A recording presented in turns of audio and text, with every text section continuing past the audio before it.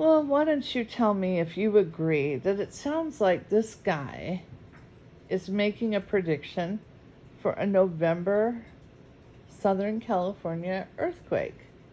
Let's listen.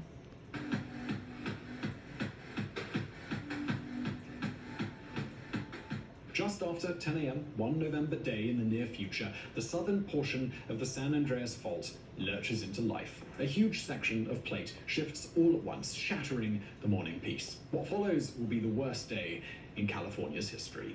In the first few minutes, seismic waves radiate out across the Golden State, striking deep into the heart of LA. Buildings built before 1980 under outdated building codes collapse, killing those inside them. Roads are damaged, electricity and telephone lines are cut, water pipes burst. Those on the streets are hit with broken glass or falling rubble. Others are thrown to the ground with enough force to break ribs and limbs. As the ground keeps shaking for minutes on end, scores of people across LA are killed in collapses in vehicle crashes. Others are buried alive. But the worst is what comes when the shaking stops. Before the quake is even fully over, fires have broken out in every urban area near the epicenter. Ruptured gas lines contribute to explosions and more fires. In Los Angeles alone, several hundred fires are now blazing. As recent events have shown, fire can be a serious problem in California, and multiple fires blazing when the emergency services only have limited access, well, that's a recipe for disaster. Over the next few hours, those hundreds of smaller fires merge into several very large ones. At best, they burn whole sections of LA to the ground. So you get the point. Well, at worst, things get...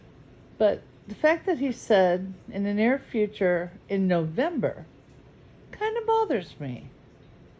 Period. Here's why. I contacted the Department of Homeland Security. I wrote a Freedom of Information Act request asking them if they have done any research into using volcanoes or fault lines as weapons. They said that they found 45 pages that addressed my concerns, but that they could not share them with me, and they gave me reasons that seemed to suggest that they were talking with outside agencies and could not share non-government agency information with the public. So that is one of the ways they needle around the FOIA requirements for transparency. I'm going to follow up on my request now, but I sure hope this guy is not talking about November 2020, because I think Americans have just had enough. And don't you? And specifically California.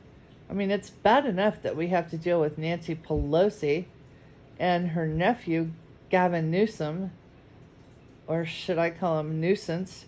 But the idea that we might have a major earthquake on the south end of the San Andreas Fault in November, I would call that a real November surprise.